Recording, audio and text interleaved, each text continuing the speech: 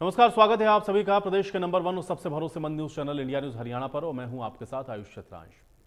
केंद्र की मोदी सरकार को 9 साल पूरे हो चुके हैं और 1 साल के बाद देश में आम चुनाव होने हैं। ऐसे में पक्ष और विपक्ष दोनों ही अपनी अपनी चुनावी तैयारी में लगे हैं। मोदी सरकार अपनी उपलब्धियों को एक तरफ जहां गिनवा रही है तो वहीं विपक्ष जनता को खामियां बता रहा है। ऐसे में मोदी सरकार को चुनाव में पटखनी देने के लिए समूचा विपक्ष फिर से एकजुट होने की जुगत में है। इसमें पटना में विपक्षी दलों की आज एक बड़ी बैठक हुई है जिसमें 15 दलों के नेता इस बैठक में शामिल हुए। बैठक में कांग्रेस के अध्यक्ष मल्लिकार्जुन खड़गे, राहुल गांधी, बिहार के पूर्व सीएम लालू प्रसाद यादव, यूपी के पूर्व सीएम अखिलेश यादव, बंगाल की मुख्यमंत्री ममता बनर्जी, महाराष्ट्र के पूर्व सीएम उद्धव ठाकरे, दिल्ली के सीएम अरविंद केजरीवाल, पंजाब के सीएम भगवंत मान समेत कई बड़े नेता इसमें शामिल हुए। इस बैठक में बीजेपी को हराने के लिए साथ आने का फैसला किया गया। एकजुट होंगे तो चुनाव में बीजेपी को परास्त कर सकेंगे। सभी ने इस एजेंडे पर अपनी सहमति को जताया। विपक्ष की एकजुटता पे केंद्रीय मंत्री स्मृति ईरानी ने पलटवार किया और कहा कि पीएम मोदी के सामने वो एकजुट होंगे जिनकी खुद की क्षमता खत्म हो चुकी है। वहीं मुख्यमंत्री मनोहर लाल ने कहा कि शेर के सामने एक बंदर भालुओं का झुंड इकट्ठा हो रहा है। कैबिनेट मंत्री बनवारी लाल ने कहा कि हर बार विपक्ष एकजुट होता है लेकिन चुनाव के समय ये एकजुटता टूट जाती है। तो 6 तस्वीरें आपको दिखा देते हैं। आज जो बैठक हुई है ये 6 चेहरे आप देख लीजिए। हालांकि 15 पार्टियां शामिल हुई थी लेकिन ये 6 बड़े चेहरे हैं जो हम आपको दिखा रहे हैं। राहुल गांधी, ममता बनर्जी, नीतीश कुमार, लालू प्रसाद यादव, महबूबा मुफ्ती, शरद पवार, ये सब आज बैठक में पहुंचे। विपक्षी एकता को मजबूत करने के लिए आज इस बैठक का आयोजन किया गया था। हिंदुस्तान की नींव पर आक्रमण हो रहा है, फाउंडेशन पर, इंस्टीट्यूशंस पर, आवाज पर बीजेपी और आरएसएस आक्रमण कर रही है। मैंने मीटिंग में भी कहा यह विचारधारा की लड़ाई है और इसमें हम सब एक साथ खड़े हैं। हम में जरूर थोड़ी थोड़ी डिफरेंसेस होंगी मगर हमने ये निर्णय लिया है कि हम एक साथ काम करेंगे, फ्लेक्सिबिलिटी के साथ काम करेंगे और जो हमारी विचारधारा है जिसको हम शेयर करते हैं उसकी हम रक्षा करेंगे। और एक साथ चलने की सहमति हुई है और उसके बाद अगली मीटिंग कुछ ही दिनों के बाद सब पार्टियों की एक और की जाएगी। अगले महीने जल्दी से जल्दी करेंगे, एक मीटिंग हो जाएगा तो वो तो एकदम समझिए कि वो अंतिम रूप ले लेगा। कौन कहां लड़ेंगे, क्या है, सब चीज के बारे में सब हो जाएगा। तो सहमति थी, ये हो गया है और बहुत अच्छे ढंग से और सब लोगों ने माना है कि हम लोग मिलकर के चलेंगे। नंबर 1, वी आर यूनाइटेड, हम लोग एक है। दूसरी बात है वी विल फाइट यूनाइटेडली, ये दूसरी बात है, हम लोग एक साथ में लड़ेंगे। तीसरी बात ये हुआ है कि हमारा लड़ाई, हमको अपोजिशन मत बोलो, हम लोग भी देश का सिटीजन है, हम लोग भी पैट्रियोटिक है, हम भी देशप्रेमिक है, हम भी भारत माता कहते हैं। मणिपुर जलने से हमारा भी आग जलते हैं। ऐसे हम लोगों ने ये तैयार किया कि बीजेपी का तानाशाही जो गवर्नमेंट, जो डिक्टेटरशिप चला रहा है, जो एट्रोसिटीज चला रहा है, एट्रोसस टेरिबल, क्या नहीं किया। हम लोग जो इलेक्टेड गवर्नमेंट है, हम लोग को उधर में पूरा राजभवन को ऑल्टरनेटिव गवर्नमेंट बना दिया। आज केवल दल यहां नहीं बल्कि देश के लोग, देश के नेता मिल रहे हैं। पटना का संदेश यही है आज के कार्यक्रम का कि हम सब लोग मिलकर के काम करेंगे, मिलकर के और देश को बचाने का, देश की जनता को और देश कैसे आगे बढ़े उस दिशा में लगातार हम लोग मिलकर के काम करेंगे। ये हास्यास्पद है कि एकजुट होंगे वो लोग जो राष्ट्र को ये संकेत देना चाहते हैं कि उनकी स्वयं की क्षमता मोदी जी के सामने विफल है। मैं विशेषतः कांग्रेस पार्टी का आभार व्यक्त करती हूं कि उन्होंने सार्वजनिक तौर पर यह घोषित कर दिया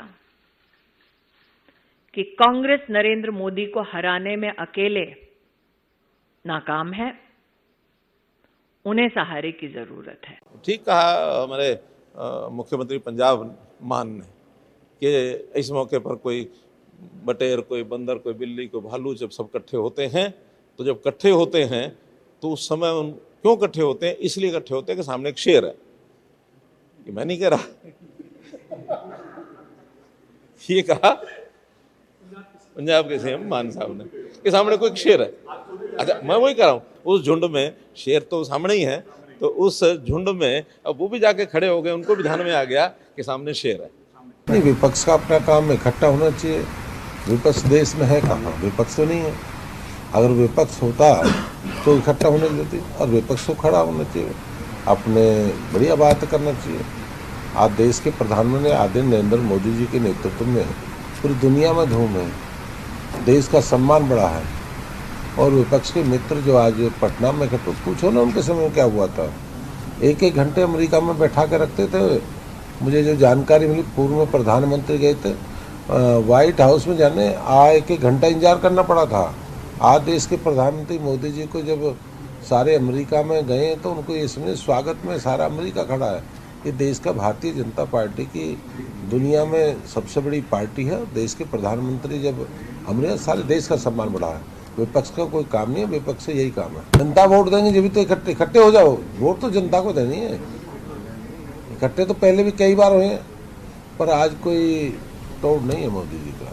ये तो आप हर साल हर चुनाव में आप देखते हैं कि जो विपक्ष के लोग हैं वो एकता का एक मतलब राग अलाप करते हैं, लेकिन अंत में आप देखते हो कि ये जो इनकी एकता है वो चुनाव आते आते बिखर जाती है। इनका कोई औचित्य नहीं है। शुरुआत हमें नहीं करी, हम तो पहले दिन से इस पक्ष में हैं कि भाजपा के खिलाफ सारे इकट्ठे हों। अगर ये इकट्ठे नहीं हुए तो फिर मान के चलो 2024 के बाद सब लोग ईडी के माध्यम से जेल की सलाखों के पीछे होंगे। जो कोई भी इनके खिलाफ मजबूती के साथ उभरता है उसको ईडी के माध्यम से सीधा जेल की सलाखों के पीछे भेजते हैं। फिर 2-2 साल तक उनकी जमानत नहीं होती। इसी तरह से आने वाले समय में अगर विपक्ष को समझ में नहीं आई तो उसका खामियाजा बहुत बड़ा नेताओं को तो भुगतना पड़ेगा।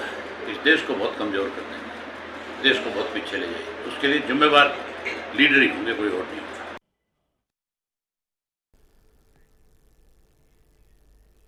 तो सुन रहे थे आप अभी आज विपक्षी दलों की जो बैठक हुई है उसके बाद ये निर्णय किया गया है कि जो विपक्षी पार्टियां हैं वो एक साथ मिलकर के 2024 का लोकसभा का चुनाव लड़ेंगी।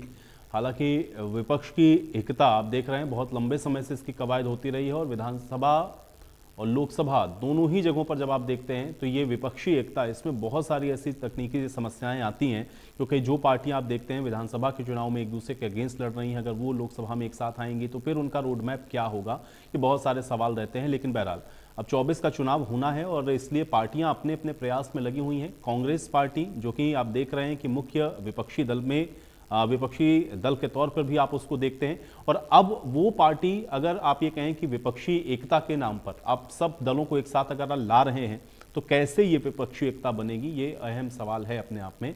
और ये कैसा इस बार 2024 का जो एक परिदृश्य होगा इस विपक्षी एकता के सहारे, ये भी देखना बहुत अहम होगा। हालांकि विपक्षी एकता की आज बात हुई है, आज ये तमाम 14-15 दल एक साथ बैठे हैं जहां पर एक साथ मिलकर के लोकसभा का चुनाव लड़ने की बात कही गई है। लेकिन सत्ता पक्ष यानी कि भारतीय जनता पार्टी इसको लेकर के पलटवार भी कर रही है।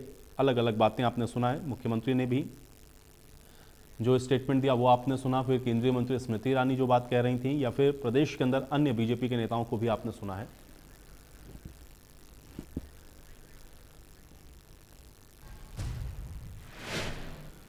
और इसी के साथ आज की बहस के कुछ सवाल हैं, पहले उस पर नजर डालते हैं, उसके बाद आज की चर्चा में आगे बढ़ेंगे। 2024 को लेकर के विपक्ष एकजुट कितना हो पाएगा, ये बड़ा सवाल है। दूसरा सवाल यह है कि महागठबंधन में पीएम का चेहरा कौन होगा, और तीसरा सवाल यह है कि जो सीट की शेयरिंग का फॉर्मूला है ये कैसे तय होगा? ये सवाल अपने आप में बहुत महत्वपूर्ण है, क्योंकि इन्हीं सारे सवालों के इर्द गिर्द ये पूरी विपक्षी एकता है, और जो विपक्षी एकता की बातें कही जा रही हैं इसमें कितना ये सफल हो पाएंगे ये देखना बहुत महत्वपूर्ण होगा।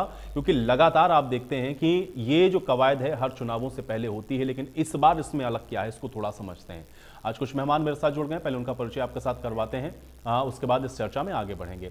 वीरेंद्र चौहान जी हमारे साथ जुड़ रहे हैं, भारतीय जनता पार्टी के प्रवक्ता हैं। वीरेंद्र चौहान जी, स्वागत है आपका चर्चा में। दीपकमल सहारन जी हमारे साथ जुड़े हुए हैं, जननायक जनता पार्टी के प्रवक्ता हैं। दीपकमल सहारन जी, आपका स्वागत है। विजेंद्र रेड्डू जी हमारे साथ जुड़ रहे हैं, इंडियन नेशनल लोकदल के प्रवक्ता हैं। विजेंद्र रेड्डू जी, आपका स्वागत। और अनुराधा शर्मा जी हमारे साथ जुड़ी हुई हैं, आम आदमी पार्टी के प्रवक्ता हैं। अनुराधा जी, आपका भी स्वागत है। और कुछ देर में कांग्रेस के भी प्रवक्ता हमको ज्वाइन करेंगे, उनके साथ भी हम चर्चा आगे बढ़ाएंगे। वीरेंद्र जी, आपके पास मैं आऊंगा। सबसे पहले, आज जिस तरीके से ये 15 दल एक साथ बैठे और उसके बाद उन्होंने जिन बातों को कहा, राहुल गांधी को भी आप सुन रहे थे और भी जो उसमें नेता शामिल थे उन्होंने भी अपनी अपनी बातों को रखा। कुल मिलाकर के कहने का मतलब ये था कि हम सब एक ही प्लेटफॉर्म पे हैं, और अगर भारतीय जनता पार्टी को हराना है, तानाशाही को खत्म करना है, तो एक साथ मिलकर एक रणनीति पर हम काम करेंगे, और बहुत जल्दी ये फॉर्मूला भी हम तय करके आपको दिखाएंगे कि हम कैसे जाने वाले हैं 24 के चुनाव में। आज ये विपक्षी एकता की बैठक को आप कैसे देखते हैं? पंजाब के वर्तमान मुख्यमंत्री भगवंत सिंह मान का एक वीडियो, एक क्लिप बहुत वायरल हो रहा है, मैं उसी को उद्धृत करूंगा। उन्होंने एक बार कहा था कि जब नदी के किनारे, एक किनारे पर बहुत सारे जंगल के जीव, अलग अलग नाम उन्होंने लिए थे, तीतर, बटेर, हिरण, भालू, बंदर, ये सब एकजुट खड़े हो जाएं, एक समूह में खड़े हों, लाइन लगाकर खड़े हों, तो समझ लेना चाहिए कि सामने शेर है, सामने वो है जिसका अकेले मुकाबला नहीं किया जा सकता। विपक्ष के इन 15 दलों ने एक साथ आकर, उन दलों ने एक साथ आकर जो एक दूसरे को फूटी आंख देखकर राजी नहीं हैं, जिनके नेता एक दूसरे को भद्दी भद्दी गालियां समय समय पर दे चुके हैं, उन्होंने एक साथ आकर ये जता दिया कि भारत की जनता के मनों पर राज करने वाले नरेंद्र मोदी जी को और उनकी पार्टी भारतीय जनता पार्टी को पराजित करना इनमें से किसी एक के बूते की बात नहीं है। एक प्रकार से इन्होंने एकजुट आकर अलग अलग तरह के विचारों वाले, एकदम विपरीत विचारों वाले दलों ने इकट्ठे आकर यह संदेश दिया है, ये स्पष्ट किया है कि हम अपनी विचारधारा छोड़ने के लिए तैयार हैं, किसी भी तरह, किसी भी कीमत पर, लेकिन नरेंद्र मोदी जी को टक्कर देने की ताकत हमको अर्जित करनी है। जो अपने वकार से गिरकर एकजुट होता हो अपने विरोधी का सामना करने के लिए, जो अपनी विचारधारा को खोकर एकजुट होता हो, किसी के सामने दुम हिलाने लगे या किसी से हाथ मिलाने लगे विरोधी को हराने के लिए, उसके पास कितना दम है, उसका आत्मबल कैसा है, उसकी राजनीतिक इच्छा शक्ति कैसी है, इसका आप सहज भाव से अनुमान लगा सकते हैं। ये एक तरह से भारतीय जनता पार्टी की 2024 में और प्रखर, मजबूत, दमदार जीत का ऐलान विपक्ष की तरफ से आया है। मैं तो इसको इस रूप में देखता हूं। कौन कौन लोग इकट्ठे हो रहे हैं साहब? ममता बनर्जी जो जिनके बाल खींचे थे, जिनके बाल पकड़ करके घसीटा था वामपंथियों ने, वो वामपंथियों के बगल में आकर के बैठ गई हैं। राहुल गांधी, जिनकी पार्टी के नेताओं कार्यकर्ताओं के रक्त से ममता बनर्जी की पार्टी के हाथ लाल हैं, रंगे पड़े हैं। राहुल गांधी वो खूनी हाथ, अपने वाले खूनी हाथ को बचाने के लिए ममता का खूनी पंजा अपने सिर पर रखवाने के लिए तैयार हो गए हैं।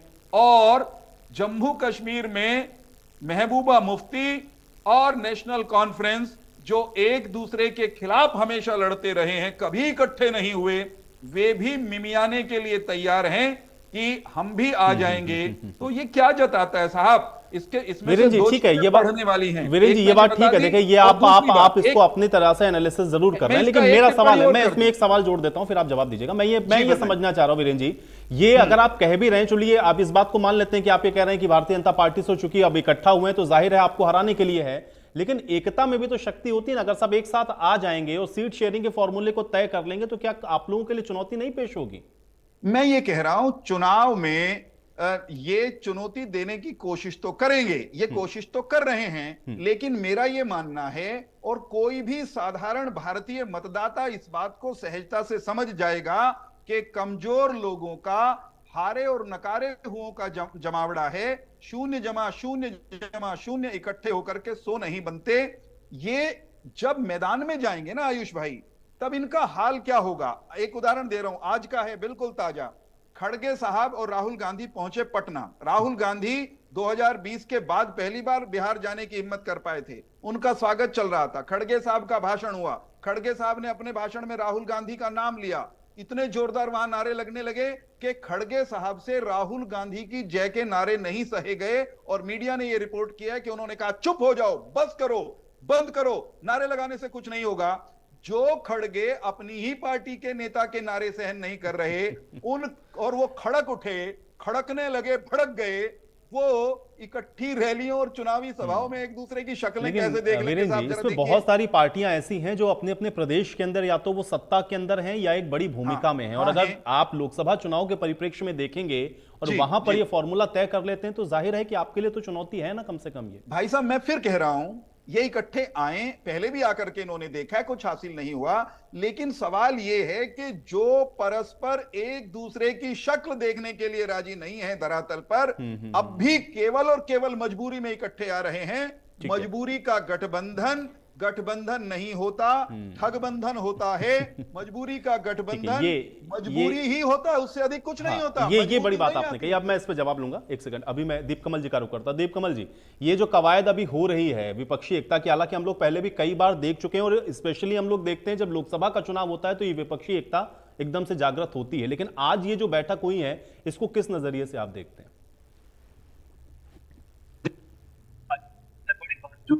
सामने आ रही है और वो बीच में अभी थोड़ी देर पहले आई भी कि सबसे बड़ी बात तो इस बैठक से ये निकल कर आती है कि इन सभी दलों ने ये बात मान ली है कि आज के वक्त प्रधानमंत्री नरेंद्र मोदी का उनके सामने कोई विकल्प एक रूप में नहीं है। और कहीं ना कहीं इन्होंने इनडायरेक्टली रूप से प्रधानमंत्री मोदी को, उनके कद को और उनकी ताकत को और ज्यादा लोगों के बीच में ये मैसेज दिया है कि वो एक बहुत मजबूत नेता है आज के वक्त और उनका इसी तरीके से कोई संभावना बन सकती है मुकाबला करने की। अकेले या फिर 2-3 दलों के बस की बात नहीं है। दूसरी बात ये कि ठीक है, कोशिश अच्छी है, अगर कोशिश ये अगले 10 महीने तक चलती रहे तो बहुत बड़ी बात होगी, क्योंकि 2 दलों 3 दलों के बीच में ही तालमेल नहीं बैठ पाते। हमने अभी पिछले सप्ताह ही देखा बिहार में जो सरकार चल रही है नीतीश कुमार जी की, उसके अंदर से हिंदुस्तानी आवाम मोर्चा एक घटक था, वो उनकी पार्टी को छोड़कर, उनके सरकार को और उनके गठबंधन को छोड़कर चला गया। पिछले साल हमने महाराष्ट्र में देखा जहां पर कांग्रेस पार्टी 3 दलों के साथ मिलकर सरकार चला रही थी, वो नहीं टिका रहा। बाकी जगह पर भी हम देखते हैं 2 या 3 दलों के बीच में भी तालमेल बैठाना मुश्किल हो जाता है। और इतने दल हैं, कुछ क्षेत्रीय दल हैं, कुछ राष्ट्रीय दल हैं, उनकी प्राथमिकता भी अलग अलग हो जाती है। उसका पहला स्वरूप हमने आज भी देख लिया। आम आदमी पार्टी ने अपनी प्राथमिकता को आगे रखा, उन्होंने उसको सबसे पहले ये कहा कि इस बारे में बात कीजिए, बाकी चीजें हम बाद में देखेंगे। तो इस तरीके से अलग अलग दल अपनी प्राथमिकताओं को क्या पीछे रख पाएंगे या उनका महत्व किस तरीके से तालमेल बैठाएंगे, ये एक देखने वाली बात होगी। एक बात जरूर होती है कि सबका इतिहास अलग है। इतिहास में किसी राज्य में सरकारों ने, पार्टियों ने आपस में आमने सामने चुनाव लड़े हैं, एक दूसरे को भला बुरा कहा है, एक दूसरे से कट्टर उनकी दुश्मनी रही है राजनीतिक तौर पर। वो कैसे भूल पाएंगे, उन सब बातों को भुलाकर कैसे एक साथ बैठे रहेंगे, चाय पीना, कॉफी पीना पटना में और फिर शिमला में, और एक कॉन्फ्रेंस करना, अच्छी सी गोलमेज, वो एक अलग बात है। लेकिन उस तालमेल को दिल से निभाना ये एक बड़ी मुश्किल बात है। मैं मानता हूं कि देश में कुछ सरकारें पहले समय में रही हैं जब, लेकिन दीप कमल जी आप तो ये जानते हैं ना कि राजनीति में तो देखिए कुछ भी हम ये नहीं कर सकते ना कि असंभव है। राजनीति में तो संभावनाओं की गुंजाइश हमेशा होती है, और जब आप ये मान ले रहे हैं कि सामने एक नेता ऐसा है और हमें बैठना पड़ेगा, तो क्या आपको नहीं लगता कि कम से कम चुनौती तो है ही चुनाव के लिए? ये उन्होंने चुनौती को और ज्यादा स्थापित कर दिया है। मुझे लगता है आज की बैठक से इस बात पर और ज्यादा मोहर लगा दी है कि उनके सामने 300 से ज्यादा सीटें लेकर भारतीय जनता पार्टी और पूरा एनडीए एक ऐसी चुनौती के रूप में है जिससे पार पाने का अभी तक उनको कोई दिशा नजर नहीं आई है। अभी तक उनके पास कोई फॉर्मूला नहीं है। एक कोशिश ये है कि सारा ही विपक्ष इकट्ठा हो जाए अगर देश में, तो कोई चुनौती दे पाए या कोई आसपास उसके लग पाए, ये कोशिश है। लेकिन इसको 10 महीने तक लगातार बनाए रखना एक बहुत बड़ी चुनौती है। उसमें मैं ये मानता हूं कि हर दल वो अपने राज्य में जहां पर उसका प्रभाव है ये देखेगा कि इस महागठबंधन में बने रहने से उसके खुद को, उस पार्टी को कितना फायदा है। अगर उसको लगेगा कि इस गठबंधन में रहकर उसको ज्यादा सीटें मिल रही हैं, तभी वो उसके अंदर बना रहेगा। अपना नुकसान उठाकर कितने दल इसका हिस्सा बने रहना चाहेंगे, इस पर मुझे शक है। एक संभावना जरूर रही है कि इतिहास में कि सरकारें चली हैं पोस्ट पोल अलायंस जिसको कहते हैं, कि नतीजे आने के बाद जब जनादेश दिया जा चुका हो, जब वोटर ने ही तय कर दिया हो कि किसी एक पार्टी की सरकार ना बने, तब 2, 3, 4 और 10 से ज्यादा दलों ने भी अटल बिहारी वाजपेयी जी के समय देश में सरकार चलाई, क्योंकि उनके सामने एक मैंडेट था कि यही स्थिति है आज के दिन वोटों की, मतगणना की, और उसके बाद जो रिजल्ट आए वो यही है, इसी को स्वीकार करना पड़ेगा। और फिर जब सरकार दिखती है तो एक टास्क भी दिखता है कि सरकार का हिस्सा बनकर अपना जो रोल मिला है, चाहे किसी के पास 4 MP हैं, 10 MP हैं, 20 MP हैं, कि हम इसका हिस्सा बनकर और अपने लोगों के काम करवाएं, क्योंकि अगली बार दोबारा चुनाव होंगे तो हो सकता है ये सूरत ना बने। तो ये एक फर्क है। प्री पोल अलायंस को टिकाए रखना मुझे बहुत चुनौतीपूर्ण लग रहा है इन 15 के आसपास जो जितने भी दल वहां पर इकट्ठा हुए उनके लिए। लेकिन कोशिश ठीक है। राजनीति में मैं तो ये मानता हूं कि जनता का हित तब है जब चुनाव कड़े हो हर एक दल के लिए, चाहे वो आज सत्ता में हो चाहे पहले सत्ता में रहे हो, उसके लिए मुकाबला कड़ा होना चाहिए। जनता के हित की बात ये है, कोई भी पार्टी कोई भी गठबंधन ये बैठकर ये सोचकर ना बैठ जाए कि वो तो आराम से जीतने वाला है, उसमें लोगों का नुकसान है, उसमें लोकतंत्र का नुकसान है। ये चुनौती लगातार बनी रहने। लेकिन आपने देशमल जी बड़ी बात कही कि ये मोमेंटम कितना बना रहेगा 10 महीने तक, ये देखना पड़ेगा। विजेंद्र रेड्डी जी, आप कैसे देखते हैं? क्योंकि अभी हम लोग सुन रहे थे और अभय चौटाला जी ने भी यही बात कही थी, हम लोग तो पहले से कह रहे हैं कि भाई विपक्ष को एक होना पड़ेगा और अगर नहीं होगा विपक्ष एक तो उसका खामियाजा भुगतना पड़ेगा। आज 15 दल बैठे, ये जो विपक्षी एकता की बात हो रही थी, इसको कैसे देख रहे हैं आप लोग? हाँ देखिए, बिल्कुल। अभी तो 2000 पिछले साल जो फतेहाबाद में रैली की थी, वहां भी विपक्ष के नेताओं को बुला करके थर्ड फ्रंट गठित करने की बात की गई थी और चौधरी ओम प्रकाश चौटाला ने इसकी शुरुआत वहीं से कर दी थी। आज जो पटना में मीटिंग हुई, 15 दल शामिल हुए, मैं मानता हूँ कि बहुत अच्छी शुरुआत है ये। और देखिए, जब महागठबंधन बनता है उसमें समस्याएं जरूर आती। हमारे साथियों ने कहा, इन बातों को मैं स्वीकार भी करता हूँ। सीटों के बंटवारों की भी समस्या आएगी, अपने अपने हितों को भी त्यागने का काम करना पड़ेगा। और ये भी बात सही है कि क्षेत्रीय स्तर पर एक दूसरे के खिलाफ इलेक्शन भी लड़े हैं, चुनाव भी लड़े हैं और एक दूसरे को बुरा भला भी बोला गया होगा इलेक्शन के दौरान।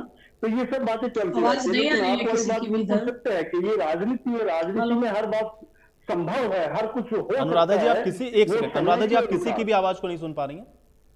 नहीं, बस आपकी सुन पा रही हूँ। अच्छा, अब किसी गेस्ट की आवाज नहीं आ रही, मैं ठीक करवाता हूँ। विजय जी, मेरे ख्याल से आवाज भी नहीं मिल रही। जो हम लोग से जुड़े हुए हम आपस में सुन पा रहे हैं दूसरे की बात और आपकी बात, लेकिन रेड्डी जी शायद किसी और सोर्स से जुड़े हैं, उनकी आवाज हमें किसी को सुनाई नहीं। अच्छा ठीक है, रेड्डी जी की आवाज नहीं पहुंच रही। रेड्डी जी, मैं आपके पास आऊंगा क्योंकि आपकी आवाज शायद नहीं जा पा रही। मैं आता हूँ अभी आपके पास। अभी मिल रही है आपको आवाज? मैं बोलूं?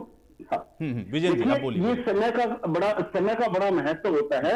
जब की परिस्थितियां इस प्रकार की बन जाती है तो किसी पार्टी की सरकार को बदलना ही है तो आपको उसके मतभेद भी भूलने पड़ेंगे और त्याग की भावना भी लानी पड़ेगी। वो सारी बातें हो जाती है। जिस प्रकार से आज देश के हालात बने हुए हैं, उन हालातों में देखिए मुख्य रूप से 3 बातें मैं आपको बताना चाहूंगा। एक तो जितने भी 9 सालों में फैसले लिए गए हैं सरकार के द्वारा, वो बड़े तानाशाही फैसले लिए गए हैं और बंद कमरे में बैठकर। नहीं, बिल्कुल ठीक बात है। देखिए, ये मुद्दे की बात अलग है, मुद्दे की बात अलग है। देखिए रेड्डी जी, ये मुद्दे तो आप लोग अपने स्तर पर लगातार उठाते रहेंगे, विपक्ष में है तो ये आप लोगों का काम है। लेकिन मैं एक चीज जानना चाह रहा हूं विजय जी, मेरा सवाल इसके साथ है। मैं आप अपनी बात रखिएगा, मैं इसमें एक सवाल जोड़ रहा हूं। मैं ये कह रहा हूं विजय जी, मुझे 2 चीजें यहाँ पे समझनी है विपक्ष के तौर पर, चूंकि आप हैं और अनुराधा जी अभी हमारे साथ हैं। मैं ये जानना चाह रहा हूं, एक तो चेहरा एक बहुत बड़ी बात होगी, क्योंकि एक तरफ नरेंद्र मोदी होंगे, दूसरी तरफ अगर आप विपक्षी एकता करते भी हैं तो चेहरा क्या होगा, प्रदेश में क्या बताएंगे? दूसरा ये, उसके पहले ही आप देखेंगे बहुत सारे प्रदेश के अंदर विधानसभा के चुनाव होने हैं, वहां पर पार्टियां जो आज यहां पर इकट्ठा हुई हैं उनमें से बहुत सारी पार्टियां एक दूसरे के अगेंस्ट लड़ रही हैं। कैसे जनता को कन्विंस करेंगे कि भाई 24 में हमको वोट दे दीजिए और 23 में अगर हम चुनाव में जा रहे हैं तो हम अलग अलग लड़ लेंगे? ये कैसे बताएंगे जनता को? कैसे जनता भरोसा करेगी? रेड्डी साहब, देखिए, जब मैंने कहा समय बड़ा महत्वपूर्ण होता है, समय के अनुसार सारी बातें तय की जा सकती हैं। चेहरा भी आ जाएगा। अभी पहले एक बार महागठबंधन तो बने, महागठबंधन बनेगा तो चेहरा भी धीरे धीरे वहां तक भी बात जाएगी और चेहरा भी सिलेक्ट किया जाएगा और चेहरे के ऊपर इलेक्शन भी लड़ा जाएगा। वो समय लेता है इन कामों के लिए, एकदम इसका कोई फैसला नहीं किया जा सकता।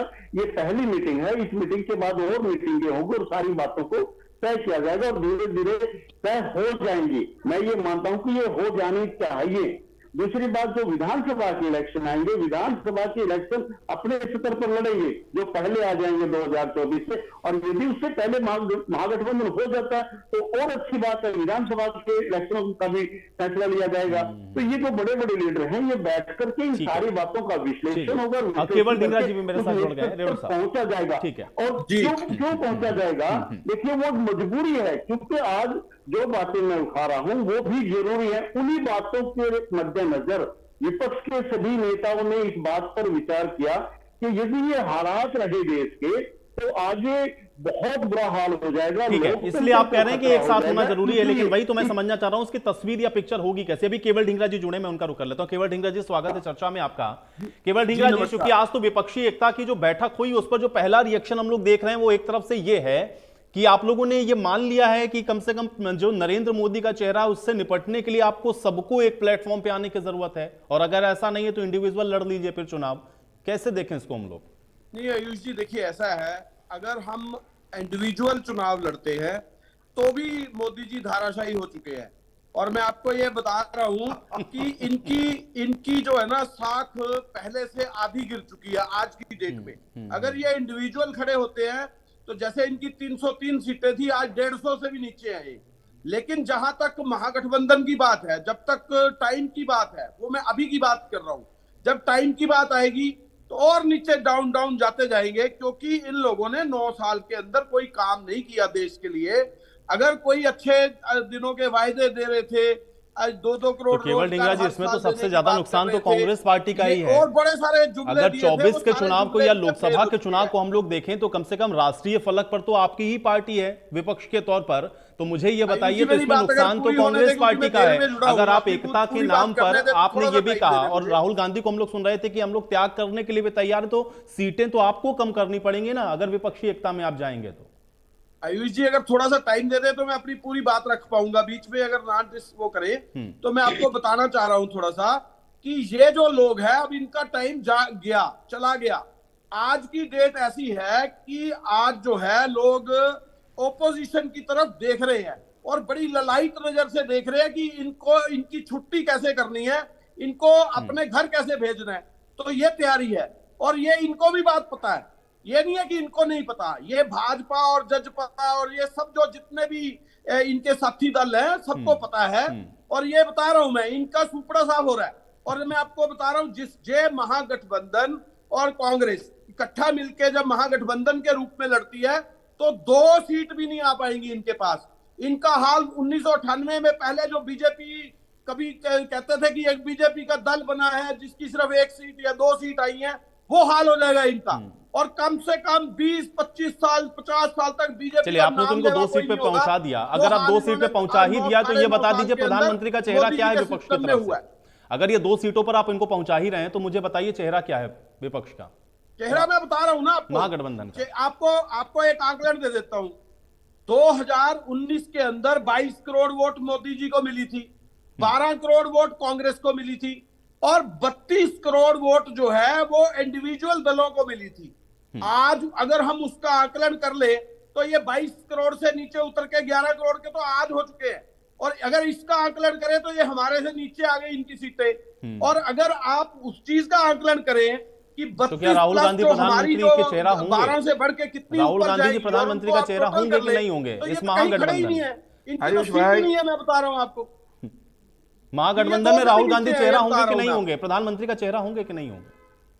प्रधानमंत्री का चेहरा हम तय कर लेंगे, वो हमारा गठबंधन तय कर लेगा। वो अरे इनको तो 2 सीटों पे पहुंचा दिया, तो आप ये बता दीजिए ना, ये तो बता दीजिए चेहरा क्या है प्रधानमंत्री के अंदर। जिस तरह से पहले कांग्रेस का सिस्टम था वो सिस्टम में आएगा। नहीं ढींगरा जी, अगर ये 2 सीटों पर चले गए तो मैं मान के चल रहा हूं कि महागठबंधन को आपने बहुमत पे पहुंचा दिया। चेहरा क्या है प्रधानमंत्री का? मैं बता तो रहा हूं, ये आज तय थोड़ी हो जाएगा। ये तय तो उस समय होगा, तय करने में समय लगेगा, लेकिन ये 2 सीटों पर चले गए। मैं आ रहा हूं वीरेंद्र जी, मैं आ रहा हूं। अनुराधा जी मेरे साथ बहुत गठबंधन की जो भी आपस में मीटिंग, चलिए ठीक है, आपने तो पूरा एनालिसिस कर ही दिया ना। आप क्या अभी देखिए अनुराधा जी आयुष भाई कैसे देखें? मैं आ रहा हूं वीरेंद्र जी, भी अनुराधा जी का एक रिएक्शन में लेता हूं। अनुराधा जी, ये जो विपक्षी एकता की आज बैठक हुई, आज इसको कैसे देखेंगे आप? आयुष, 2024 के चुनाव की आप बात कर रहे हैं तो मैं अपनी बात को शुरू करती हूँ 1977 से। देखिए, जब इस देश में इमरजेंसी लगी थी तो सभी राजनीतिक दलों ने इकट्ठे होकर कांग्रेस के अगेंस्ट चुनाव लड़ा था।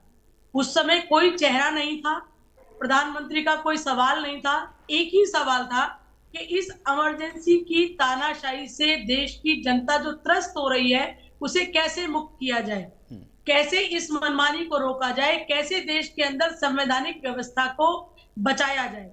अब मैं आती हूँ 2024 के सवाल के ऊपर, तो मैं आपको दोबारा इस बात को रिपीट कर रही हूँ कि आज देश के अंदर भारतीय जनता पार्टी ने अघोषित इमरजेंसी लगाई हुई है।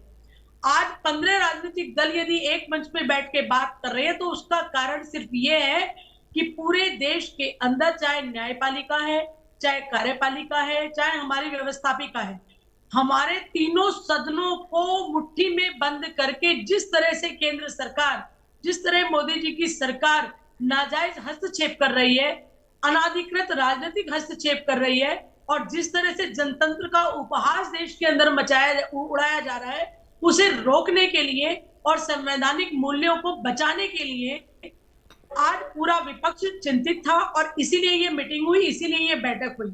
रही बात इस बात की कि चेहरा, तो चेहरे की मैं आपको कहना चाहती हूँ आपके माध्यम से कि जब मोरारजी देसाई देश के प्रधानमंत्री बने कोई चेहरा नहीं था लोकसभा के चुनाव के लिए, जब देवेगौड़ा इस देश के प्रधानमंत्री बने कोई चेहरा नहीं था, जब मनमोहन सिंह प्रधानमंत्री बने कोई चेहरा नहीं था, उसके पहले 23 के चुनाव में आम आदमी पार्टी जहां कांग्रेस की सरकारें हैं, जहां चुनाव आप लड़ रहे हैं, अभी 2 दिन पहले राजस्थान में जाकर के अरविंद केजरीवाल जी ने जो रैली की उसके अंदर अशोक गहलोत जी को लेकर के जिस तरह से उन्होंने स्टेटमेंट दिया, मैं यही समझना चाह रहा हूं ना। मुझे बताइए अनुराधा जी, ठीक है आपने चेहरे वाले बात को जस्टिफाई करने की बहुत अच्छी कोशिश की, मुझे बताइए कि जब आप विधानसभा चुनाव 2023 में भी बहुत जगह पर आप लोग लड़ने जा रहे हैं, जहां कांग्रेस की सरकार है वहां भी तो जा रहे हैं ना, राजस्थान में वहां तो कह रहे हैं कि कांग्रेस पार्टी काम ही नहीं कर रही, और उसी के साथ फिर महागठबंधन बना रहे हैं, कह रहे हैं कि नहीं हम महागठबंधन बनाएंगे, देश में हम साथ में विकास कर लेंगे, प्रदेश के अंदर हमको दे दीजिए सत्ता। कैसे जनता कन्विंस होगी अनुराधा जी, प्रैक्टिकली बताइए ना, जनता कैसे कन्विंस होगी? बता रही हूँ, मेरी बात पूरी होने दीजिए,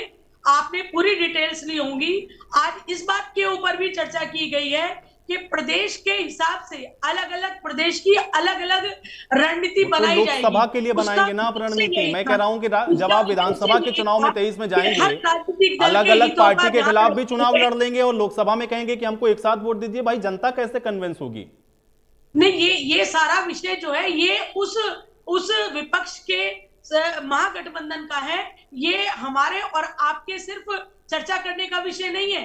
और भारतीय जनता पार्टी को मैं याद दिला दूं, 1998 में हमारे स्वर्गीय अटल बिहारी वाजपेयी जी और अडवाणी जी ने एनडीए बनाया था, 24 दल थे उस समय, और जब चुनाव हुआ मोदी जी को 2014 में जब प्रपोज किया गया तो चुनाव से पहले ही दल टूटने शुरू हो गए, नीतीश जी अलग हो गए, और लगातार मैं आपको 17 दलों के नाम बता सकती हूँ, डेट वाइज और सन वाइज, जो बार बार एनडीए से अलग होते गए।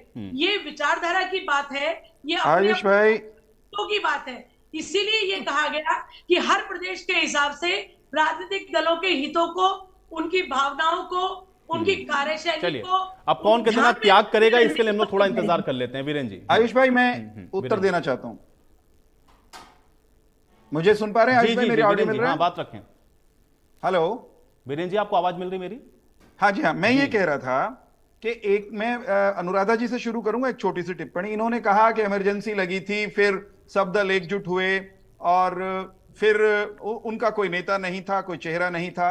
अनुराधा जी, हम तो उस जनता पार्टी की सरकार में अपने दल का विलय करके शामिल हुए थे, लेकिन आपको मालूम है क्योंकि उन दलों के इकट्ठे होने का केवल एक आधार उस समय की कांग्रेस को हटाना था, इसलिए वो 4 कदम मिलकर इकट्ठे नहीं चल पाए। इमरजेंसी जैसे महापाप के विरोध में इकट्ठे हुए राजनीतिक दल वो बिखर गए, सब दल अलग अलग हुए और भारतीय जनता पार्टी का भी अलग से स्वतंत्र अस्तित्व आया। अनुराधा जी सुनिएगा, मैंने आपकी बात पूरी सुनी, कुछ ना प्रैक्टिकल चीजों पर चर्चा करते हैं। आयुष भाई, कांग्रेस पार्टी ने, आपने धिंगड़ा जी से भी पूछा, वो उनके आंकड़े अजीबोगरीब थे, शेख चिल्ली की तरह उन्होंने भारतीय जनता पार्टी को 0 के करीब पहुंचा दिया, 2 पर पहुंचा दिया।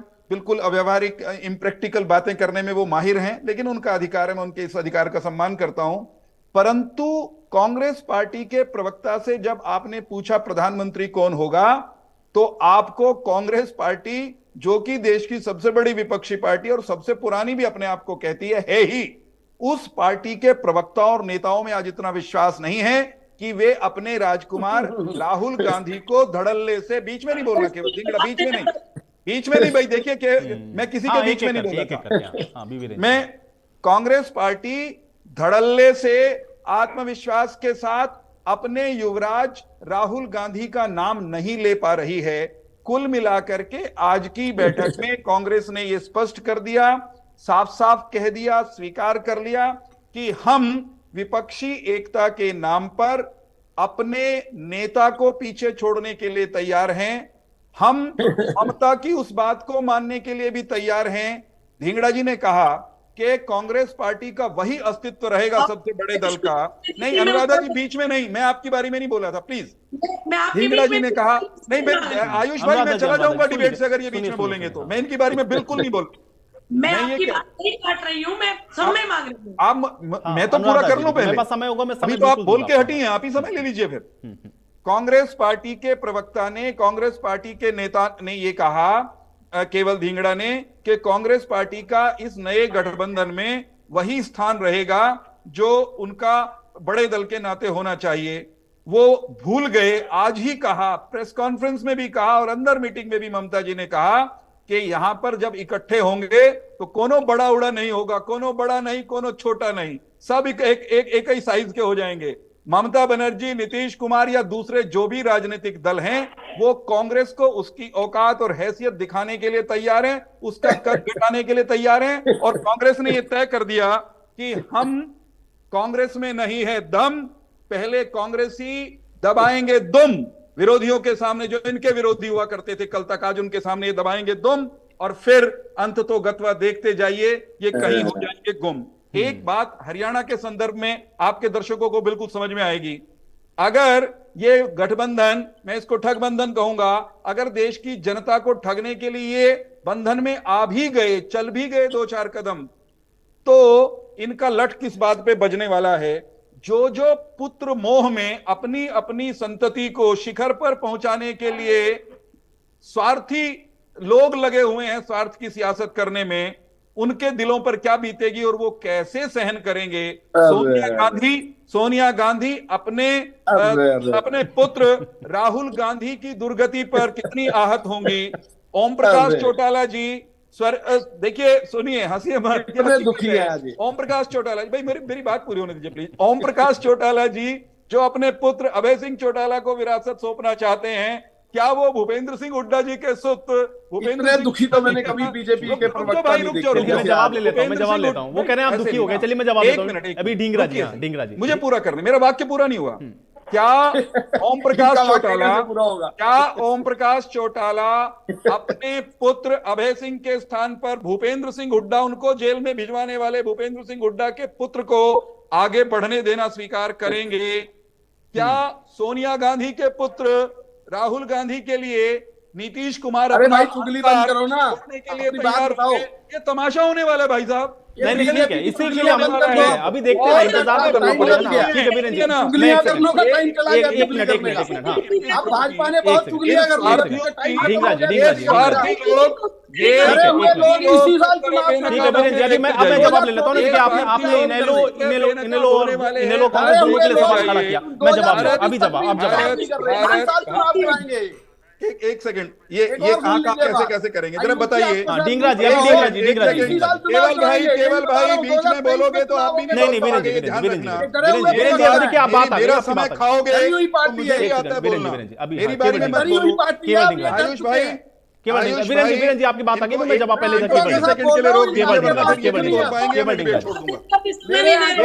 ये अनुराधा शर्मा और केवल ढींगड़ा मेरी बारी में क्यों बोलते हैं भाई? ने लाइसेंस दे रखा है। ठीक है, एक सेकंड, केवल ढींगरा जी आयुष आपकी आवाज नहीं आ रही है। ठीक है, केवल ढींगरा जी, अभी केवल ढींगरा जी मेरी बात पूरी नहीं हुई है, मुझे मेरी बात पूरी करने दीजिए। ये जो गुंडागर्दी करते हैं वीरेंद्र जी, ठीक है, देखिए आपने सवाल उठा दिया ना, आपने कहा कि ये लोग हरियाणा में कैसे करेंगे, अब उसका जवाब हरियाणा की जनता भी देगी। मैं यहाँ पे भी ले लेता हूँ जवाब, ठीक है। केवल ढींगरा जी, केवल ढींगरा की पार्टी केवल की क्या हालत होगी दिल्ली में क्या करोगे, पंजाब में क्या करोगे, बताओ क्या करोगे। चलिए अब ठीक है, आप लोग के आरोप प्रत्यारोप के बीच में चर्चा मुझे अब यही समाप्त करनी पड़ेगी, मेरे पास और समय नहीं है। शुक्रिया आप लोग का समय निकालने के लिए, चर्चा का हिस्सा बनने के लिए। हालांकि अब विपक्षी एकता के नाम पे जो दल इकट्ठा हुए हैं वो कितना एक साथ रह पाएंगे, ये बड़ा एक सवाल है, और कैसे अब 2024 के चुनाव में ये चुनौती देंगे, ये उससे भी महत्वपूर्ण है। आज बड़ी बहस में मेरे साथ फिलहाल इतना ही।